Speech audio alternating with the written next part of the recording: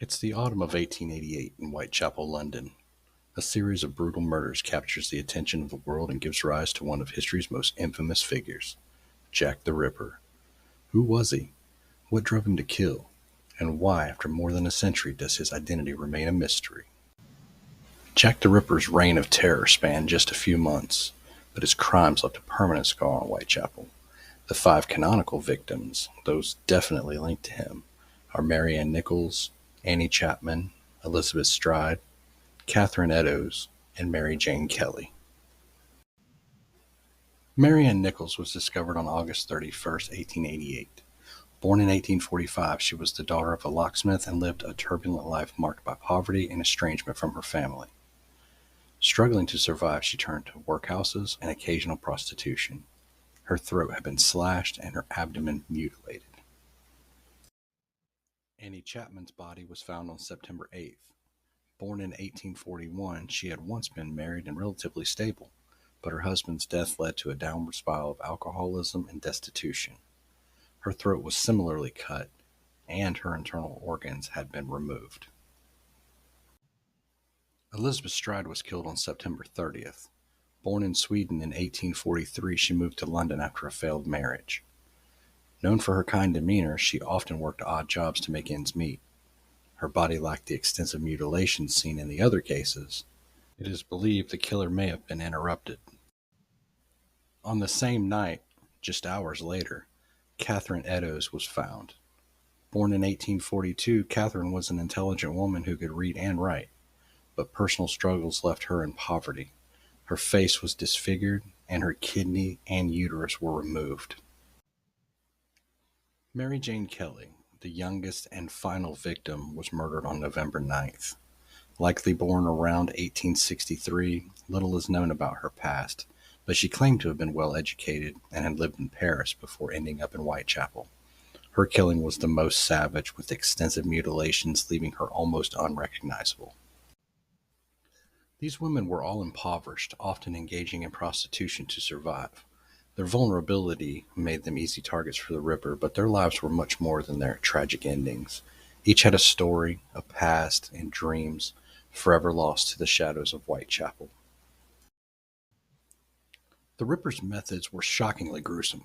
His victims were attacked swiftly and with precision, suggesting knowledge of human anatomy. He often targeted the throat first, ensuring his victims couldn't scream. His subsequent mutilations seemed deliberate, leading some investigators to believe that he was a physician. During the Victorian era, surgical tools included scalpels, saws, and retractors, designed for precision in cutting and dissection. These instruments were common among surgeons, barbers, and even butchers. The Ripper's clean incisions and removal of specific organs led many to speculate he had access to such tools and the expertise to use them effectively. Medical knowledge of the time included detailed anatomical studies, often taught through dissections, which may have informed his grisly methods. The Metropolitan Police and the City of London Police both worked on the case. Among the key investigators were Inspector Frederick Abberline, Detective Sergeant William Thick, and Sir Charles Warren. Inspector Frederick Abberline, a seasoned detective with the Metropolitan Police, played a crucial role in the investigation. Known for his meticulous approach, Abberline had previously handled cases involving Whitechapel's criminal underworld, which made him a natural choice for the Ripper case. Despite his extensive efforts, including countless interviews and coordination between police teams, the lack of forensic tools and the chaotic environment of Whitechapel posed significant challenges to his work.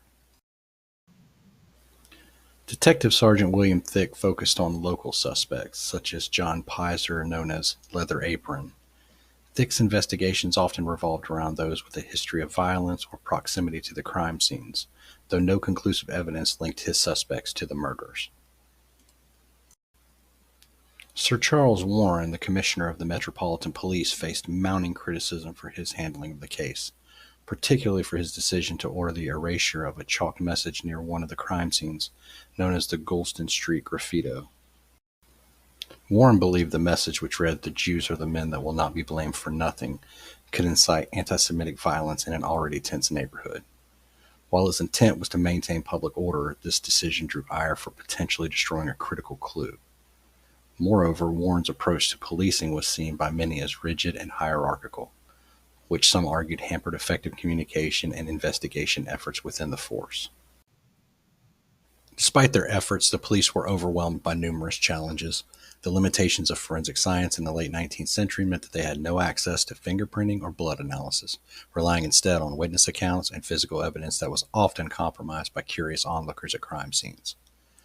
Public hysteria added immense pressure as residents of Whitechapel lived in constant fear, and false leads only served to derail investigations further. The press amplified the chaos, fueling panic with sensationalized and often exaggerated accounts. Newspapers published graphic details of the murders, feeding morbid curiosity, and even ran letters allegedly written by the killer, such as the infamous Dear Boss and From Hell letters, some of which were likely hoaxes designed to sell newspapers. Over the years, countless theories have emerged about Jack the Ripper's identity. Some of the most prominent suspects include Montague John Druitt, Aaron Kosminski, Walter Sickert, Prince Albert Victor, Dr. Thomas Neil Cream. Montague John Druitt, a barrister and teacher whose disappearance and subsequent suicide in December of 1888 coincided with the end of the murders. Druitt's family hinted at mental instability, and his proximity to Whitechapel added weight to the suspicion. Aaron Kosminski was a Polish Jewish immigrant who lived near the crime scenes. Kosminski suffered from severe mental illness and was committed to an asylum shortly after the murders. Recent advancements in DNA analysis have pointed to him as a potential suspect, though the evidence remains disputed. Walter Sickert was a famous artist with a dark and macabre style. Some theorists argue that his paintings and letters suggest an obsession with the murders. However, this theory has been criticized for relying on circumstantial evidence. Prince Albert Victor, the grandson of Queen Victoria, was implicated in conspiracy theories linking the royal family to the murders, although historians widely dismiss this idea as baseless. Dr. Thomas Neil Cream was a convicted serial killer known as the Lambeth Poisoner. Cream was active during the time of the murders, but his preferred methodology, poisoning, makes his involvement unlikely. Additionally, some theories suggest the Ripper could have been a woman, perhaps a midwife who might have moved unnoticed in the streets of Whitechapel. Some others argue that the killer was never caught due to migrating or dying shortly after the crimes. Jack the Ripper's legacy endures, not only as a cautionary tale of violence and fear, but as a cultural phenomenon. His story has inspired countless interpretations in pop culture. For example, films such as From Hell starring Johnny Depp, which delves into conspiracy theories surrounding the murders. Books like Patricia Cornwell's Portrait of a Killer, which controversially links artist Walter Sickert to the crimes. The video game Assassin's Creed Syndicate features a chilling depiction of the Ripper's impact on Victorian London, blending history with fiction. Numerous television documentaries and series including Jack the Ripper, The Definitive Story, which aim to dissect the evidence and theory. Today, the streets of Whitechapel are home to guided tours, reenactments, and museums that draw visitors from around the world eager to uncover the secrets of this infamous figure.